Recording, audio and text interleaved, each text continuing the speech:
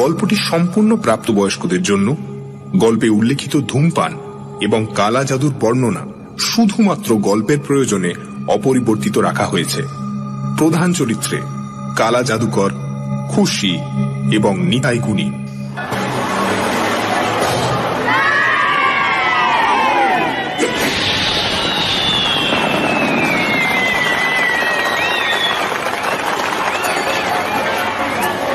পছিয়ার মাঠে ছোট ছোট তাঁবু পড়েছে। প্রতি বছর শীতের শুরুতে নানান জায়গা থেকে বেদের দল এই গায়ে এসে আস্তানা পাতে। পছিয়ার মাঠই হল তাদের ডেরা। মেলা বসে, বেদের দল বাজির খেলা দেখায়, লোকের হাতের রেখা বিচার করে, আর বেদেনীরা রঙিন পুঁতির মালা আর কুলো ডালা বিক্রি করে। তারপর বসন্তকাল পড়লেই মৌসুমী পাখির মতো সহবুধাও। পছিয়ার মাঠে এবছর এসেছে এক আজব দল। পায়ে হেঁটে নয়, 7টা মোষের গাড়ি বোঝাই করে। এরা সার্কাস দেখায়। 3টে ক্লাউন মজার চেহারা নিয়ে অনবরত তামাশা করে। বাঁদর, কুকুর, ছাগল সাইকেল চালায়, টিয়া পাখি কথা বলে, আরো কত কি। এ দলের প্রধান আকর্ষণ যে সে হল কালা জাদুঘর। অন্ধকার তাঁবুর মধ্যে শুধু একটা মোমবাতির আলোয় মুখ দেখে সে মানুষের ভবিষ্যৎ ঠিক ঠিক বলে দিতে পারে। ছোট ছোট তাঁবুগুলো থেকে একটু তফাতে ওই যে তাঁবুটা, ওটাই সার্কাসের আসর। বেলা দুপুর গড়িয়েছে, সূর্য মাথার উপর হেলেছে। বড় তাঁবুর সামনেটায় লোকের ভিড় ক্রমশ বাড়ছে। আশেপাশের 5খানা গাঁ থেকে লোক এসেছে। পায়ে পায়ে ধুলো উঠছে যেন দিনের কুয়াশা। তাঁবুর দরজার সামনে একটা উঁচু প্ল্যাটফর্মের উপর দাঁড়িয়ে একজন ক্লাউন মাথায় ঠোঙার মতো রঙিন টুপি পরে ঝাঁঝর করতাল হাতে চিৎকার করে ছড়া কাটছে। এসো ভাই, দেখে যাও, হাজার মজা লুটে নাও। 2 আনাতে দেখবে খাসা, ক্যা মজাদার রং তামাশা। আর 2 আনা ফেললে পরে কালা জাদুঘরের ঘরে। জাদুতে ভাই জানতে পাবে, রাজা হবে না ফকির হবে, রাজা হবে না ফকির হবে, রাজা হবে না ফকির হবে। ছড়ার শেষে ঝমর ঝমর করতালের আওয়াজ। ক্লাউনের ডান পাশে বসে আছে থলথলে চেহারার একজন আদবয়সী লোক। সামনে ডালার ওপর ফুটো করা একটা বাক্স। তার কাজ শুধু দর্শকের হাত থেকে পয়সা নিয়ে সেই ফুটোর মধ্যে ফেলে দেওয়া। আর বাঁ পাশে দাঁড়িয়ে আছে কালা জাদুঘর। কালো স্যাটিনের চুড়িদার পাজামা পরনে, গায়ে কোমর পর্যন্ত খাটো কালো ওয়েস্টকোট, মাথায় কালো স্যাটিনের রুমাল বাঁধা, আর চোখে জলদস্যুর মতো চশমা প্যাটার্ন মুখোশ। কালো পোশাকে মোড়া লম্বা দেহটা তার স্থির হয়ে আছে। ওই আমাদের রূপলাল, 5 বছর আগেকার রূপলাল। তখন 30 বছরের জোয়ান। উৎসুক দৃষ্টিতে রূপলাল তাকিয়ে আছে ভিড়ের দিকে। গাঁয়ের দেহাতি লোকদের ভিড় তাঁবুতে আগে ঢোকার জন্য ঠেলাঠেলি করছে। রূপলালের উৎসুক চঞ্চল দৃষ্টি স্থির হয়ে গেল এক জায়গায়। হ্যাঁ, আজও এসেছে ওরা। বুড়োর হাত ধরে সেই মেয়েটি ভিড়ের পেছনে দাঁড়িয়ে আছে। আজ নিয়ে ওরা 3 দিন এলো, অথচ তাঁবুর ভেতরে পা দেয়নি একদিনও। বুড়োকে দেখলে গরিব চাষি বলেই মনে হয়। মাথার চুলগুলো একেবারে সাদা, কিন্তু মেয়েটা যেন টাটকা মৌসুমী ফুল। বছর 17-18 বেশি বয়স হবে না। নতুন কচি পাতার মতো শ্যামলা রং, ঢলঢলে মুখ, চুল বাঁধেনি। মেঠো হাওয়ায় বারবার মুখে এসে পড়ছে। বুড়োটা তো তাকিয়ে আছে রূপলালের দিকেই, কিন্তু মেয়েটা কেন তাকাচ্ছে না? কেন সে অপলক চোখে একটা বাদাম গাছের দিকে তাকিয়ে রয়েছে? ভিড় আস্তে আস্তে পাতলা হয়ে এলো। বড় বড় তাঁবুর ভেতরটা প্রায় ভর্তি। খেলা এক্ষুনি শুরু হবে। আসর জমানোর জন্য ক্লাউন ভেতরে চলে গেছে বাক্স নিয়ে সেই থলথলে চেহারার লোকটিও। প্ল্যাটফর্মের ওপর একা রূপলালের খেলা শেষের দিকে। মেয়েটির হাত ধরে এগিয়ে এলো বুড়ো। রূপলাল আর যেচেই বলল, খেলা দেখবে নাকি? বুড়ো ঘাড় নেড়ে বলল, না।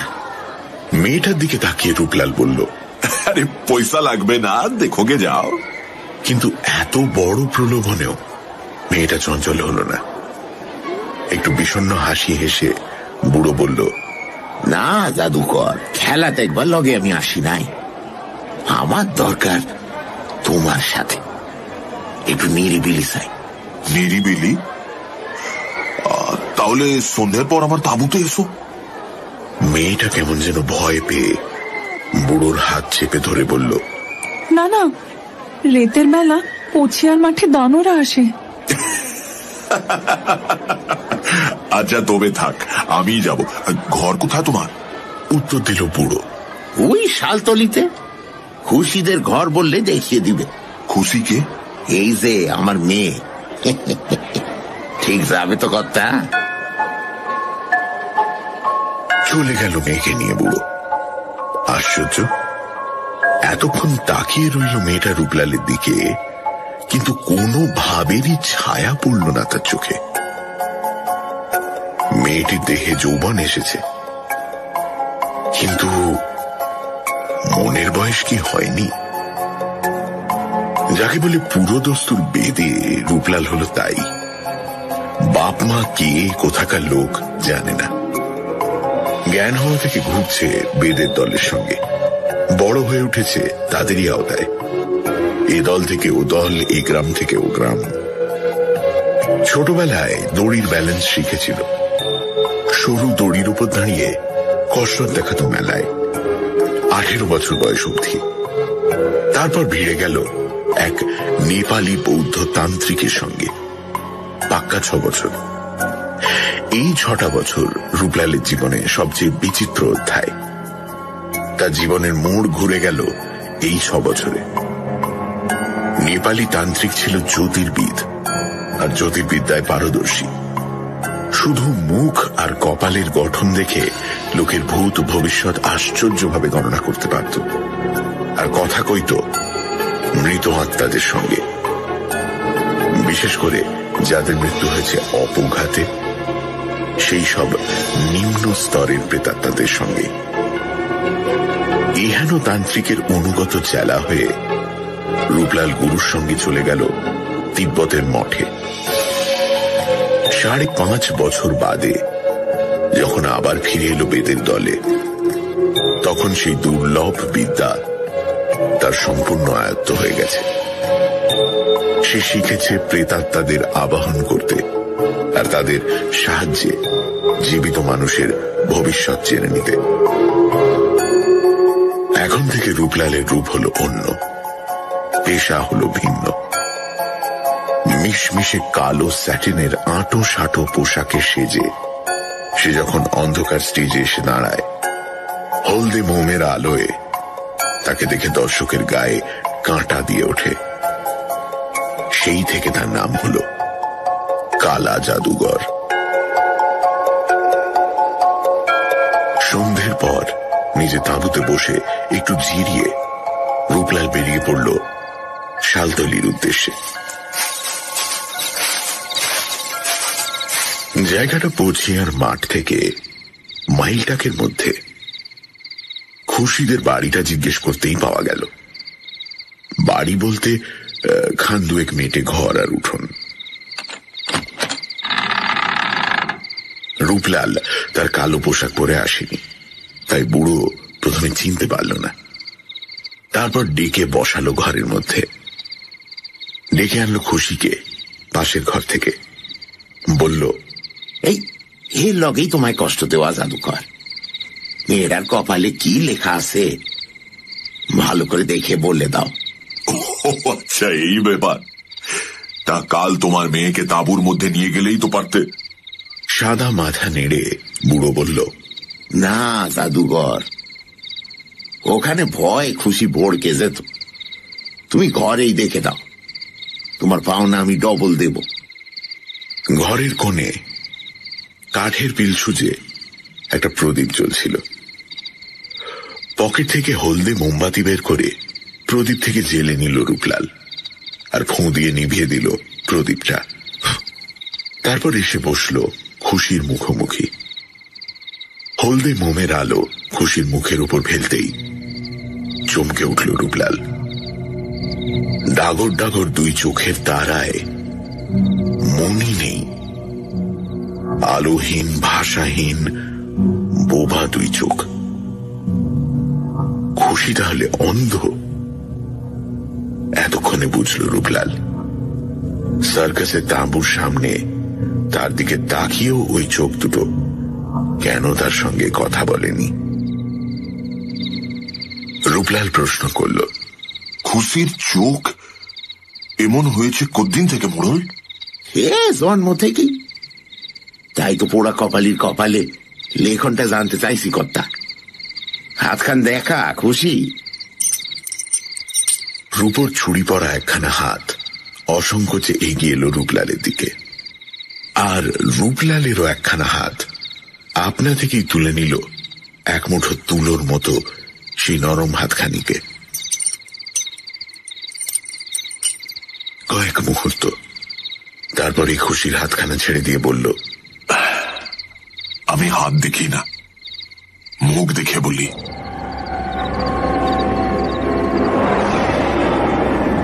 মশাল জ্বলা দুই চোখের দৃষ্টি খুশির মুখের উপর কেন্দ্রীভূত করে রূপলাল চেয়ে রইল, আরো স্পষ্ট দুর্বোধ্য ভাষায় তন্ত্রের মন্ত্র আওড়াতে লাগল।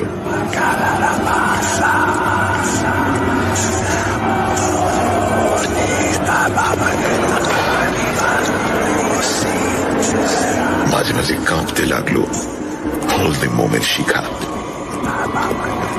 বাইরে ঝিঁঝি ডাকা রাত মুহূর্তের পর মুহূর্ত চলে যাচ্ছে। দুর্বোধ্য তিব্বতী ভাষায় তন্ত্রমন্ত্র রূপলালের চাপা গম্ভীর গলায় ক্রমশ দূরের ঘণ্টার ধ্বনির মতো মিলিয়ে আসতে লাগল। কেঁপে ওঠা মোমের আলোয় খুশির ছায়াও পেছনের মেটে দেয়ালে কাঁপতে লাগল, আর তার মনে হতে লাগল ঘরের আবছা অন্ধকারে ছায়া ছায়া মূর্তি ধরে কারা যেন নড়ে চড়ে বেড়াচ্ছে, ফিস ফিস করে কথা বলছে।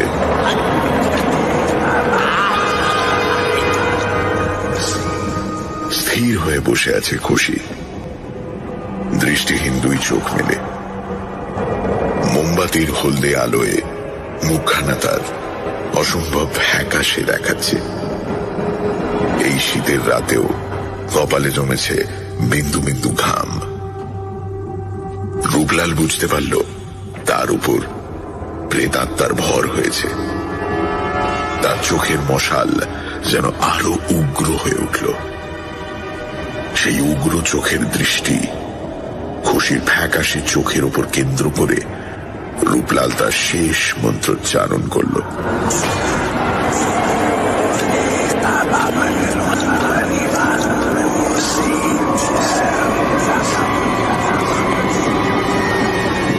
বুড়ো দেখতে পেল না, কিন্তু রূপলাল স্পষ্ট দেখল খুশির মুখখানা শুকনো পাতার মতো ক্রমশ কালো হয়ে আসছে। মাথার উপর চক্কর দিচ্ছে একটা বাদুড়। আশেপাশে কিলবিল করছে বিষধর সাপ।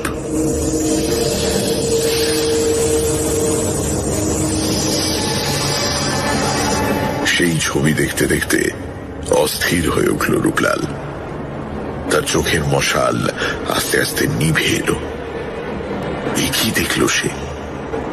এই যে অমঙ্গল, ভয়ানক অমঙ্গলের লক্ষণ। সে তো স্বপ্নেও ভাবতে পারেনি যে খুশির মতো সুন্দর সরল পবিত্র মেয়ের ভবিষ্যৎ জীবনে এমন বিশ্রী অমঙ্গল, এমন মর্মান্তিক দুঃখ লুকিয়ে উৎপেতে আছে। অস্থির হয়ে রূপলাল পকেট থেকে ধূপের মতো একটা পদার্থ বার করে জ্বালিয়ে দিল। সুগন্ধি ধোঁয়া কুণ্ডুলি পাকিয়ে উঠতে লাগল। সেই ধোঁয়ায় অশরীরী প্রেতাত্মার দল ঘর থেকে একে একে বিদায় নিল।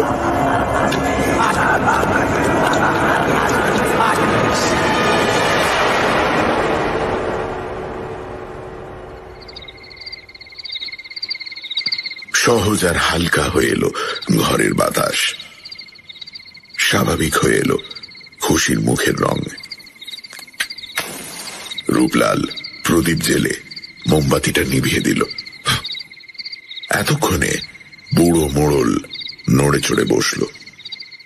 সংশয় আর অনিশ্চয়তায় কাঁপা গলায় বলল, কি দেখলে জাদুকর আমার খুশির মুখে? তোমার কালা জাদুবিদ্যের দিব্যি, সত্যি কথা বলো। কিন্তু সত্যি কথাটা রূপলাল বলতে পারেনি। বলতে শুধু মুখেই বাঁধেনি, মনেও বেঁধেছিল। বলেছিল সে উল্টো কথা। হাসি মুখেই রূপলাল বলেছিল, ভালোই দেখলাম মোড়ল, মেয়ে তোমার সুখী হবে, খুব সুখী হবে। দুঃখের আঁচড়টি ওর গায়ে লাগবে না। যদি যদি কি? খুশির ঢলঢলে মুখের দিকে তাকালো রূপলাল। টিকলো নাকের রূপোর নাকছাবি চিকচিক করছে। দেখতে পায় না, তবু বোবা চোখ মেলে তাকিয়ে আছে রূপলালের দিকে। বড় মায়া, বড় মমতা হলো রূপলালের। বলল, যদি কেউ ওকে জীবন ভোর আগলে রাখে। ভারী কথা বললে। কে আগলে রাখবে গো সারা জীবন?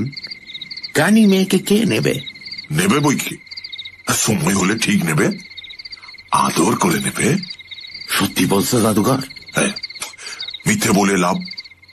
বুড়োর মুখখানা জল জল করে উঠল, আর অকারণে আঁচল দিয়ে মুখখানা ঘষে ঘষে লাল করে তুলল না লাল মুখখানার রং মোচবার চেষ্টা করতে লাগলো, একমাত্র খুশিই জানে। যাবার সময় বুড়ো ট্যাঙ্ক থেকে একটা গোটা টাকাই বার করে দিল। হেসে ফিরিয়ে দিয়ে রূপলাল বলল, এখন থাক, আমার পাওনা আমি চেঁচিয়ে নেব। খুশি, চলি। হ্যাঁ, ছোট্ট জবাব এলো, এসো জাদুকর। উঠোন অব্দি এগিয়ে দিল খুশি। যাবার আগে রূপলাল বলল, আমাকে তোমার ভয় লাগে না খুশি? আমি ভূত নামাই, দানও নামাই। তখন থেকে আর ভয় লাগে না। কখন থেকে? একটু চুপ করে থেকে আবছা গলায় খুশি বলল, সেই যখন তুমি আমার হাত ধরলে। ভারী মিষ্টি আওয়াজ খুশির। সেই আওয়াজের মিঠে রেশ কানে নিয়ে রূপলাল চলে গেল। শীতের শুরু থেকে আজব সার্কাস পার্টি বসন্তকাল অবধি রয়ে গেল পছিয়ার মাঠে। বড় তাঁবুতে লোকের ভিড় আর কমে না। সেই থলথলে চেহারার লোকটির বাক্স থেকে পয়সা প্রায় উপচে পড়ছে। রূপলাল রোজ বিকেলে তাঁবুতে কালা জাদুর খেল দেখায়, আর সন্ধেবেলা গুটি গুটি হাজির হয় শালতলিতে, কোনদিন বা সকালবেলাতে। খুশির হাত ধরে বেরিয়ে নিয়ে আসে ঝমুকি নদীর ধার অবধি। কোনো কারণে একার দিন যেতে না পারলে পরের দিন খুশি চুপ মেরে যায়। 3 বার না ডাকলে সাড়া মেলে না। কি হলো তোমার? অমন গুম হয়ে আছো কেন? আসতে পারিনি বলে ও রাগ গোসা হয়েছে নাকি? আস্তে আস্তে খুশি বলে, রাগ নয় জাদুকর, ভয়। কিসের ভয়? হ্যাঁ, তা জানি না, থেকে থেকে মনে হয় কারা যেন চুপি সারে ঘুরছে আমার পাশে। তাদের নিঃশ্বাসের হাওয়া গায়ে লাগে, জানো জাদুকর? রূপলাল জানে তার গরুর দেওয়া তান্ত্রিক বিদ্যার দৌলতে সে বোঝে কোন অমঙ্গল, কোন অকল্যাণের ছায়া থেকে থেকে খুশির গায়ে বিষ নিঃশ্বাস ফেলে যায়। এক মুহূর্তের জন্য থমথমে হয়ে ওঠে রূপলালের মুখ। বুক ভরে যায় বড় মায়ায়, বড় মমতায়। পরক্ষণেই হেসে খুশির হাত ধরে বলে, এবার ভয় লাগছে? খুশির ঢলঢলে শ্যামলা মুখখানি নিশ্চিন্ত নির্ভরতায় প্রসন্ন হয়ে ওঠে। ঝিকিমিকি করে ঠোঁটের কোণে হাসি। বলে, না জাদুকর, তুমি কাছে থাকলে, তুমি ছুঁয়ে থাকলে আর ভয় করে না। একটু চুপ করে থেকে রূপলাল বলে, তবে তো মুশকিল হলো খুশি। আমি তো বেদে মানুষ, হুট করে দোলের সঙ্গে কবে ভেসে পড়বো কে জানে, তখন কি হবে? হ্যাঁ? উত্তরে খুশি রূপলালের হাতটা জোরে চেপে ধরে। প্রশ্নটা রূপলাল যেন খুশিকে করে না, করে নিজেকেই, কিন্তু উত্তর আর মেলে না। তারপর ফাল্গুনের শেষে চৈত্রের গোড়ায় পছিয়ার মাঠ থেকে তাঁবু তোলা শুরু হয়। 7-7টা মোষের গাড়ি বোঝাই হয়ে ধুলোয় ধুলোয় পছিয়ার মাঠ অন্ধকার করে আবার চলতে শুরু করে। সে গাড়িতে সবাই ছিল, ছিল না শুধু রূপলাল। রূপলাল রয়ে গেল সেই শালতলিতেই। বুড়ো মোড়ল প্রথমে বিশ্বাস করতে চায়নি। জন্ম কানি মেয়েকে কেউ জেনে শুনে বিয়ে করতে চায় নাকি? কিন্তু রূপলাল যখন নাছোড়, তখন আনন্দে কেঁদে ফেলল বুড়ো। বলল, তুমি আমায় বাঁচালে জাদুঘর। আমার আর কদিন বলো, পোড়া কপালির ভাবনায় রেতে আমার ঘুম ছিল না, মরতে সুখ ছিল না। অবাক হয়ে গেল শালতলির লোকেরা। কানি মেয়ে খুশির বিয়ে, যার তার সঙ্গে নয়, সার্কাস পার্টির কালো জাদুঘরের সঙ্গে।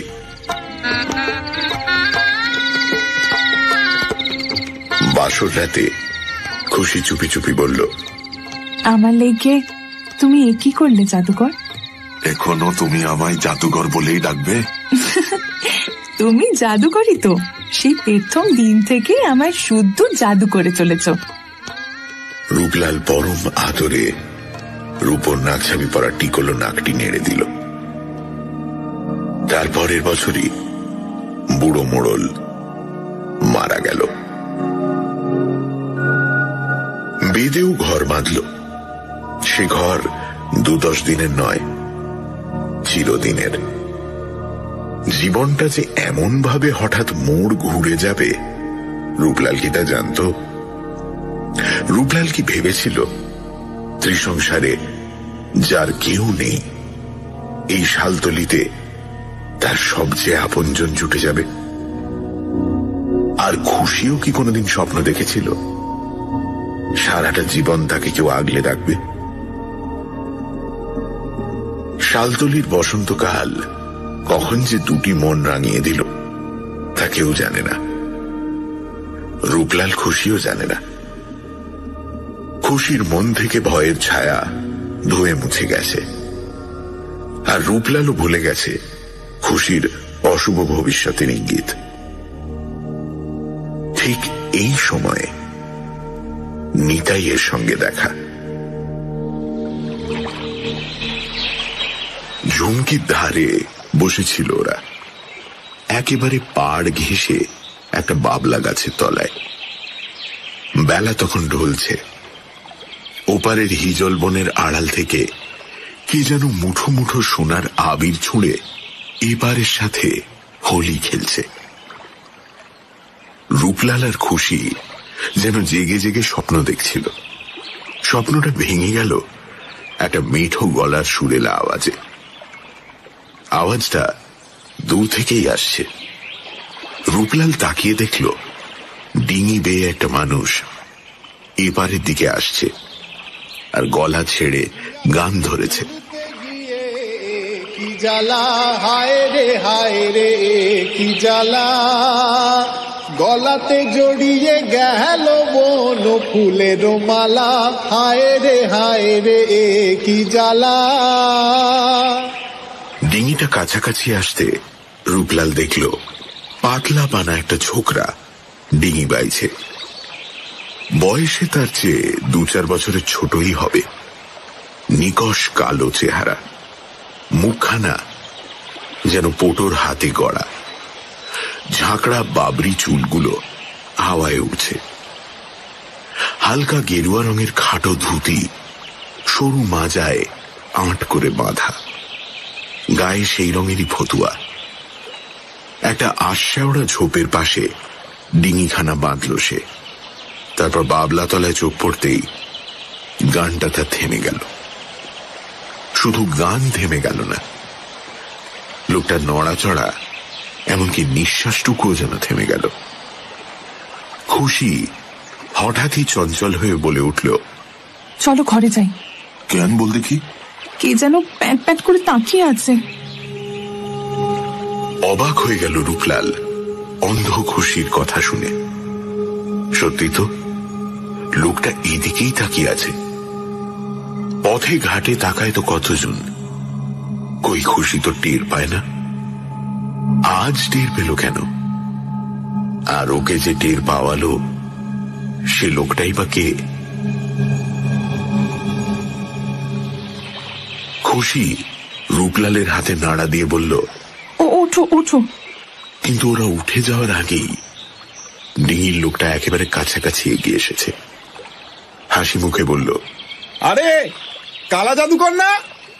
রূপলাল জবাব দেওয়ার আগেই লোকটা নিজেই ঘাড় নেড়ে বলল, চিনতে আমার ভুল হয়নি, গেল শীতে বাদামতলার মেলায় দেখেছিলাম, আমি নিতাই গুণিন। গুণিন? রূপলালের মনে হলো গুণিন না হয়ে কবিয়াল হলেই নিতাইকে মানাতো ভালো। চোখ দুটো তার সদাই হাসছে। রূপলাল বলল, কিসের গুণিন? তা বলতে পারেন, সাপে কাটলে আমি ঝাড়ফুঁক করি, বাতের ব্যথা আরাম করি, বাঁজা মেয়ে ছেলেকে ওষুধ দিই, আর কোনো কাজ না থাকলে ঝুমুর গেয়ে বেড়াই। গলা খুলে হেসে উঠল নিতাই। নিতাইয়ের চোখ দুটো শুধু হাসে না, সে নিজেও এমন হাসে যে বোঝা যায় মানুষটা দিলদরিয়া, একটু খ্যাপাটেও বটে। মজা লাগলো রূপলালের। হাসি থামিয়ে নিতাই জিজ্ঞেস করল, সঙ্গে উঠি কে ওস্তাদ? আমার পরিবার। মোড়ল বুড়োর মেয়ে খুশি না? তা বেশ, তা বেশ। গলা ছেড়ে আবার হেসে উঠল নিতাই। রূপলালের হাতে টান দিয়ে অসহিষ্ণু গলায় খুশি বলল, কি হলো, ঘরে চলো। তা বলছি, ঘর কোথায় ওস্তাদ? শালতলিতে? নিতাই প্রশ্ন করল। কিন্তু শালতলিতে তোমায় তো আগে দেখিনি। খুশিকে চিনো নাকি? তা চিনি বই কি ওস্তাদ, হাসিকেও চিনি, খুশিকেও চিনি, জীবনটাই যে হাসি খুশির মেলা গো। হাতে আবার টান পড়তেই রূপলাল দেখল উল্টো পথে খুশি দুপা এগিয়ে গেছে। পিছু নিল সে। বাবলা তলায় দাঁড়িয়ে নিতাই চেয়ে রইল সেই দিকে। তারপর আচমকা গলা ছেড়ে গান ধরল, সই কানে এমন হয়েছে মন উচাটন, বুঝিল বশীকরণ জানে চিকন কালা, হলো এ কি জ্বালা, হায় রে এ কি জ্বালা। 2 দিন বাদে একদিন দুপুরে উঠোনের বেড়ার ওপার থেকে ডাক শোনা গেল, ওস্তাদ, বলি ও ওস্তাদ, ঘরে আছে নাকি? ঘরেই ছিল রূপলাল। ক্ষেত থেকে ফিরে সবে স্নান খাওয়া সেরেছে। বেরিয়ে এসে দেখল নিতাই গুণিন। বলল, এ ভোর দুপুরে কি মনে করে গুণিন? কপালের ওপর থেকে ঘামে ভেজা চুলগুলো সরিয়ে দিয়ে নিতাই বলল, কথা আছে ওস্তাদ, আগে দাওয়া একটু বসতে বলো। নিতাই অবশ্য রূপলালের বলার অপেক্ষা রাখল না, নিজেই এসে চেপে বসল। তারপর ফতুয়ার পকেট থেকে লাল লণ্ঠন সিগারেট বার করে একটা রূপলালকে দিল। একটা নিজে ধরালো।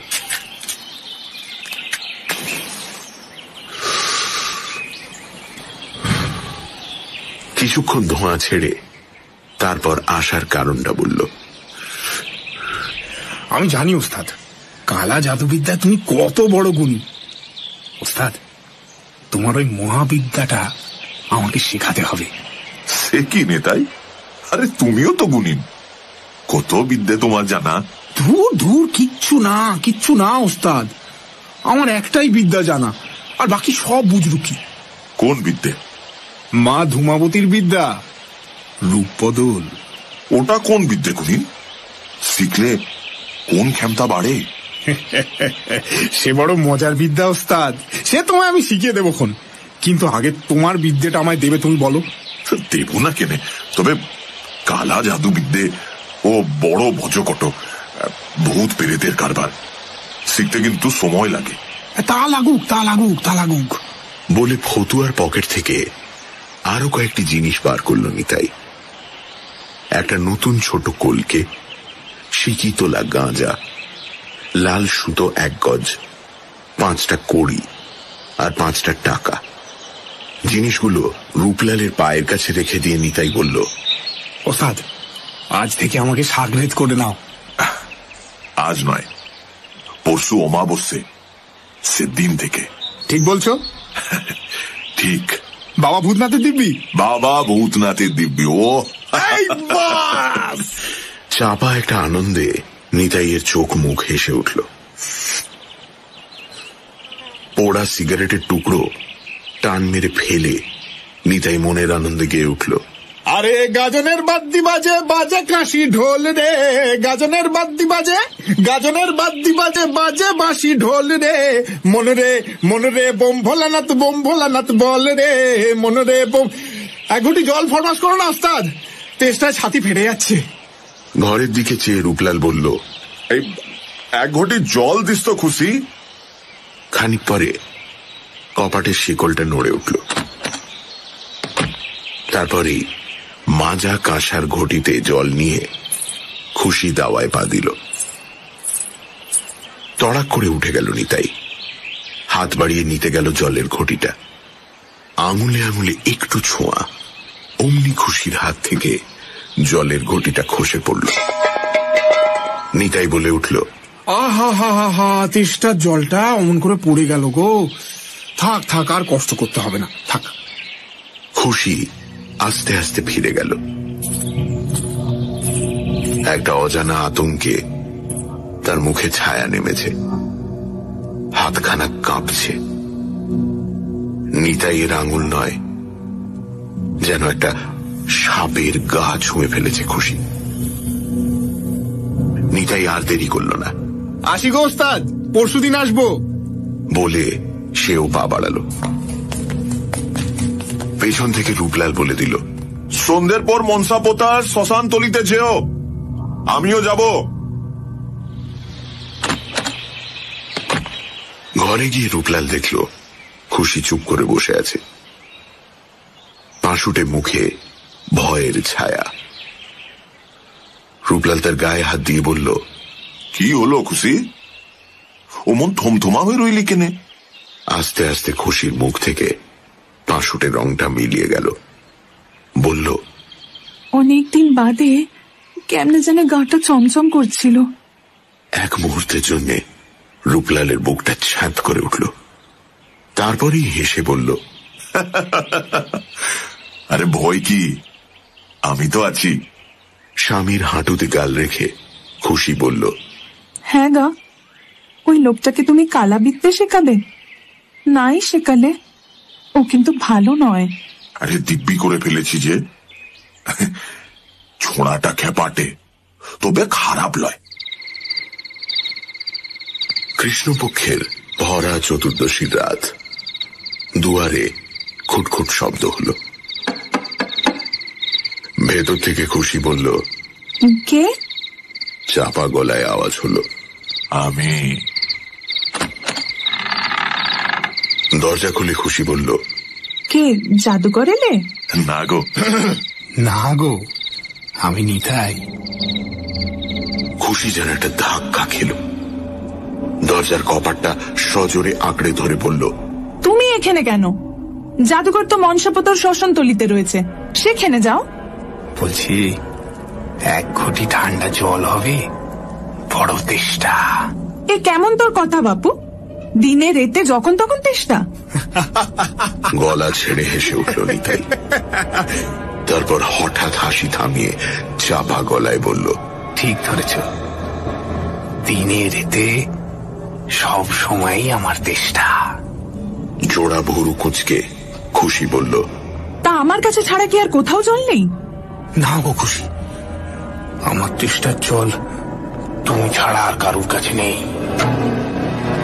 নিতাইয়ের কথাগুলো কেমন লালা জড়ানো। খুশি দরজাটা বন্ধ করে দিতে গেল, তার আগেই নিতাই খপ করে একখানা নরম হাত ধরে ফেলল। বলল, জীবনটাই হাসি খুশির মেলা গো। জাদুকর তোমায় কি দিয়েছে? আমি তোমায় অনেক দেব, অনেক সুখ। তুমি আমার হও খুশি, তুমি আমার হও। খুশির সর্বাঙ্গ তখন থরথর করে কাঁপছে। তার মনে হতে লাগলো কতগুলো সাপ কিলবিল করে তার গা বেয়ে উঠছে। মাথার উপর চক্কর দিচ্ছে বিশ্রী একটা বাদুড়। তার পাখা ঝাপটানোর হাওয়া মুখে লাগছে। ভয়ে চিৎকার করে উঠেই ঢলে পড়ল খুশি।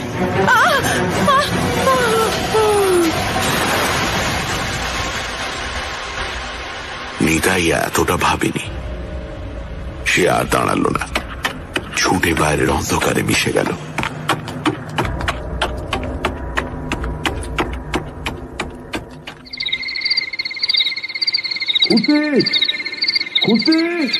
গাঢ় ঘুমের কুয়াশা ধীরে ধীরে ফিকে হয়ে আসে, আর তারই মাঝে রূপলাল যেন অনেক দূর থেকে ডাকছে,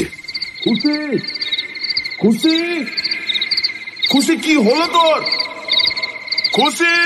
চোখের ভারী পাতা দুটো মেলে খুশি দেখল শিয়রে সত্যিই রূপলাল। খুশি কি হলো তোর? খুশি! স্বামীর বুকে মুখ রেখে হু হু করে কেঁদে ফেলল সে।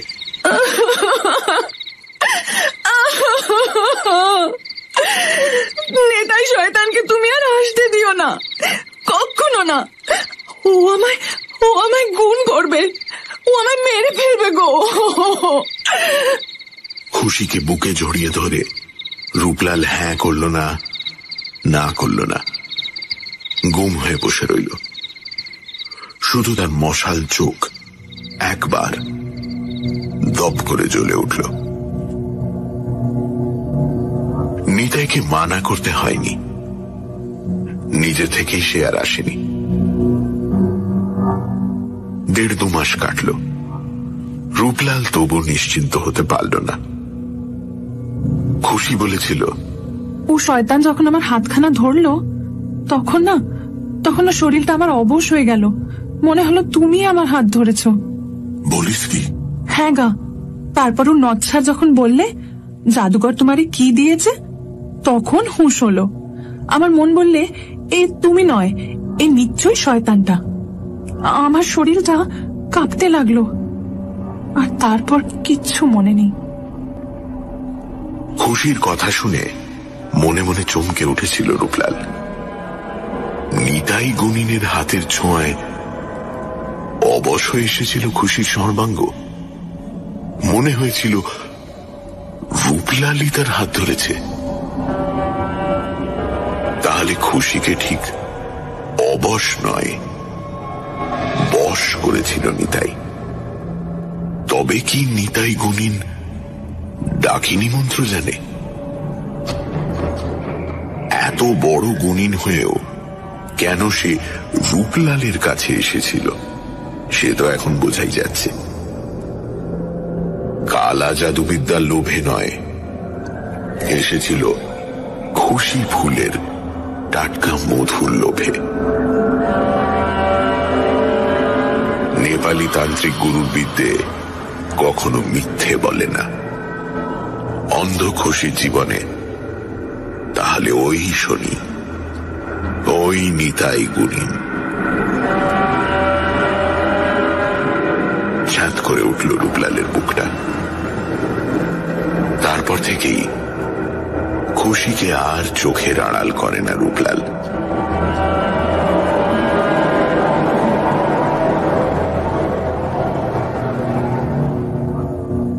ফসল কাটার দিন এসে গেছে।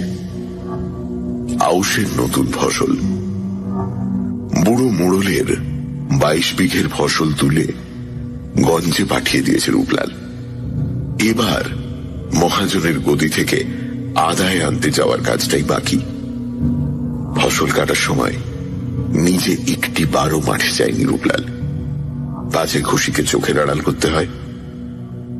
কিন্তু আদায়ের ব্যাপারে নিজে না গেলেই নয়। রূপলাল বলল, ও ভোর ভোর গঞ্জে চলে যাব আর সুজি ঢলবার আগেই ফিরে আসবো। আরে ভাবিস নে খুশি, সুদামাকে রেখে যাচ্ছি তো। গঞ্জে চলে গেল রূপলাল। কিন্তু যতই তাড়াহুড়ো করুক, ফিরতে ফিরতে সূর্য ঢলে পড়ল। ছোট ছোট কিউটের বাচ্চার মতো কুমড়ুলি পাকানো ছোট ছোট কালো মেঘ সাঁঝের আকাশে জড়ো হতে লাগল। শালতলির সীমানায় গাড়ি থেকে নেমে পড়ে জোরে পা চালিয়ে দিল রূপলাল। বলদের গাড়ি বড় ধিকিয়ে চলে। খানিক দূরে এগোতেই তারই ক্ষেতের মুনিশ সুদামার সঙ্গে দেখা। অন্ধকার নেমেছে বলেই বোধহয় সুদামা তাকে দেখেনি, কিন্তু রূপলালের বিরক্তির সীমা রইল না। চেঁচিয়ে ডাকল, এই সুদামা, ঘরের মানুষটাকে একা রেখে চলে যাচ্ছিস? বারে। সুদামা যেন একটু ঘাবড়ে গেল, বলল, হাই দেখো, তুমি ঘরে ঢুকলে তাই তো আমি চলে এলুম কর্তা। রূপলালের মুখটা হাঁ হয়ে গেল। বলল, আমি ঘরে ঢুকলাম? ঢুকলে না? এই তো কতক্ষণ আগে ঢুকলে তো, নিজের চোখে প্রত্যক্ষ করলুম। মাথার উপর গুড়গুড় করে মেঘ ডেকে উঠল।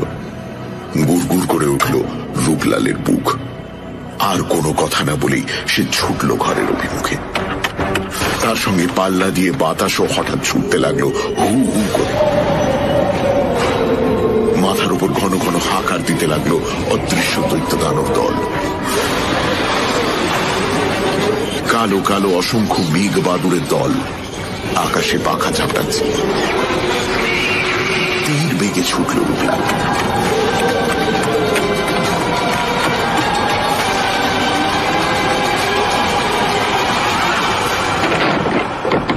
এক ধাক্কায় উঠোনের আগরটা ঠেলে দাওয়ায় পা দিয়েই থমকে থেমে গেল। ঘরের কপাট বন্ধ। ভেতর থেকে আওয়াজ আসছে, তোমায় বাসি না তো আর কাকে বাসি গো? সত্যি সত্যি সত্যি সত্যি। তুমি কি আমার মন বোঝো না? থেকে থেকে শুধাও কেনে? মাথাটা ঘুরতে লাগলো রূপলালের। দুটো গলার একটা গলা সে চিনি, খুশি। কিন্তু পুরুষের গলাটা যে তার নিজের, হুবহু তার গলার আওয়াজ, তারই বলার ভঙ্গি। কপাটের আড়ালে কে? কপাটে ধাক্কা দিতে গিয়েও হাতখানা সরিয়ে নিল রূপলাল। তারপর পা টিপে টিপে নেমে গেল উঠোনে বাতাবি লেবুর গাছটার পাশে। সামনেই আধখোলা জানলা, ভেতরে প্রদীপ জ্বলছে। জানলায় উঁকি দিয়ে রূপলাল পাথর হয়ে গেল। দেখল বিছানার উপর দু হাতে খুশিকে জড়িয়ে ধরে শুয়ে আছে আর একটা রূপলাল, যেন রূপলালেরই যমজ ভাই। বাজ পড়া তাল গাছের মতোই কিছুক্ষণ দাঁড়িয়ে রইল রূপলাল। তার আর বুঝতে বাকি রইল না ওকে। জানে নিতাই গুণিন ডাকিনী মন্ত্র নিশ্চয়ই জানে। ডাকিনী মন্ত্র ছাড়া রূপ বদল করা যায় না। নিতাই বুঝেছিল রূপলাল ছাড়া খুশি আর কারণ নয়। আর কারোর হতে পারে না। খুশি তার ভালোবাসা দিয়ে শুধু রূপলালকেই লতার মতো জড়িয়ে আছে, কিন্তু নিতাইয়ের লোভ তবু যায়নি। পাপের গর্ত থেকে তার লালসা লুকিয়ে হাত বাড়িয়েছে খুশির দিকে। ডাকিনী বিদ্যায় সিদ্ধহস্ত নিতাই তাই আজ রূপলালের রূপ ধরে খুশিকে ভোগ করতে এসেছে। দপ করে জ্বলে উঠল রূপলালের দুই মশাল চোখ। দেখতে দেখতে শক্ত হয়ে উঠল তার দেহের পেশিগুলো। আবার ঘুরে গিয়ে যার কপাটে ঘা মারল। ভেতরে আর একটা রূপলাল সতর্ক হয়ে উঠল। কপাটে আবার ঘা, সঙ্গে সঙ্গে চিৎকার, খুশি খুশি। ভেতরে চমকে উঠল খুশি, বলল, হ্যাঁ, বাইরে তোমারই গলা জানো। ও কে জাদুঘর? কপাটে আবার ধাক্কা, আরো জোরে রূপলালের গলা শোনা গেল। দর ঘর খুশি, ও তোর ঘরে শয়তান ঢুকেছে, ও নিতাই। ধর্মর করে উঠে বসলো খুশি, আলুথালু হয়ে বলল, ও কি বলছে জাদুঘর, শুনছো? দ্বিতীয় রূপলালের মুখ চোখ তখনও লালসা জড়ানো। ঘন নিঃশ্বাসে প্রথম রিপুর উত্তাপ। খুশিকে কাছে টানবার চেষ্টা করে সে সেই একই গলায় বলল, মিছে বলছে খুশি, আমি রূপলাল, এই রূপলাল তোর কাছে রয়েছি। বাইরে ওটা নিতাই শয়তান। বাইরের রূপলাল কপাটে আরো জোরে ধাক্কা দিল, আরো আরো আরো জোরে। পুরনো কাঠের আগুন সইতে পারল না, মরমরিয়ে ভেঙে গেল। দুহাট হয়ে গেল দুটো কপাট, আর ঝড়ের মতো ঘরে পা দিয়ে বাইরের রূপলাল চিৎকার করে উঠল, কার কোলে শুয়ে আছিস খুশি? ও যে নিতাই গুণিন। দ্বিতীয় রূপলাল ঠিক তেমনই গলায় বলে উঠল, ওর কথায় বিশ্বাস করিস না খুশি, ও নিতাই, আমি রূপলাল। দৌড়গোড়া থেকে প্রথম রূপলাল বলল, শয়তান গুণিন তোকে গুণ করেছে খুশি। আরে আমি রূপলাল, আমাকে চিনতে পারছিস নাই? হেসে উঠল দ্বিতীয় রূপলাল, হুবহু রূপলালের মতোই হাসি। হাসতে হাসতেই বলল, মিছে কথা খুশি, মিছে কথা। এই দেখ আমার হাত মুখ, না তুই দেখ না। খুশির একখানা হাত নিয়ে নিজের মুখে ছোঁয়াতে লাগলো দ্বিতীয় রূপলাল। দোটানায় পড়ে অন্ধ খুশি কেঁদে উঠল। সত্যি করে বলো না গো, কোনটা আসল জাদুঘর? কামের নেশা, বড় নেশা। দুহাত দিয়ে খুশিকে বুকে সাপটে ধরে মুখের ওপর মুখ রেখে দ্বিতীয় রূপলাল বলল, আমি আমি আমি আমি আমি আমি আমি জাদুঘর, আমি তোর রূপলাল খুশি, আমি চিনতে পারছিস না। আর স্থির থাকতে পারল না প্রথম রূপলাল। চালের পাতা থেকে কি একটা জিনিস তার হাতের মুঠোয় চলে এলো। দিনের আলোয় নিমেষের জন্য বিদ্যুৎ ঠিকরে উঠল তার হাতে। তারপরেই দ্বিতীয় রূপলালের মুন্ডুটা কাত হয়ে লটকে পড়ল।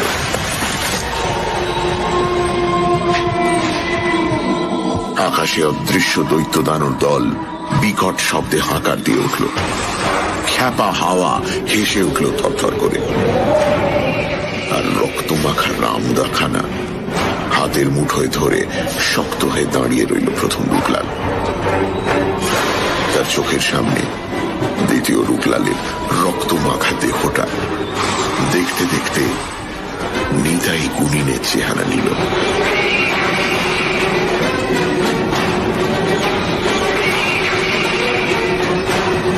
খুশি যেন এতক্ষণ বোবা হয়ে গিয়েছিল। ভয়ে আতঙ্কে হঠাৎ চিৎকার করে উঠেই ঢলে পড়ল।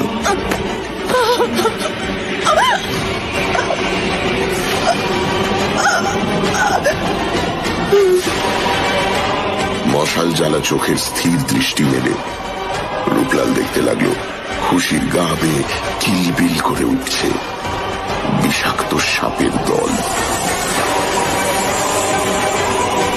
মাথার উপর চক্কর দিচ্ছে রক্ত শোষা বাদুড়।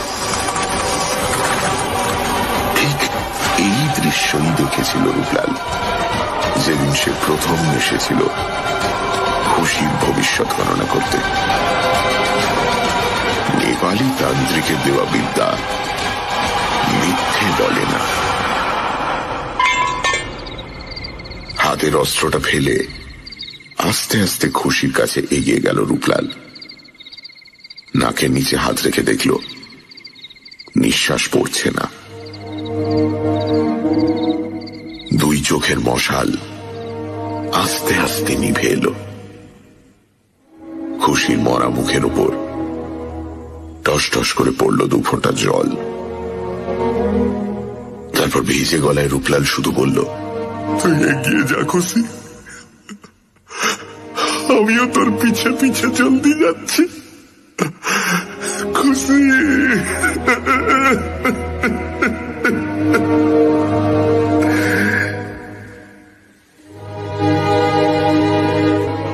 পরের দিনই পুলিশে ধরা পড়েছিল রূপলাল। নিতাই গুণিনকে খুন করে সে পালায়নি, কিন্তু অনেক চেষ্টা করেও ফাঁসি হলো না তার। হাতে পায়ে লোহার ডান্ডা বেড়ি পড়ে রূপলাল একদিন আন্দামানের জাহাজে উঠল।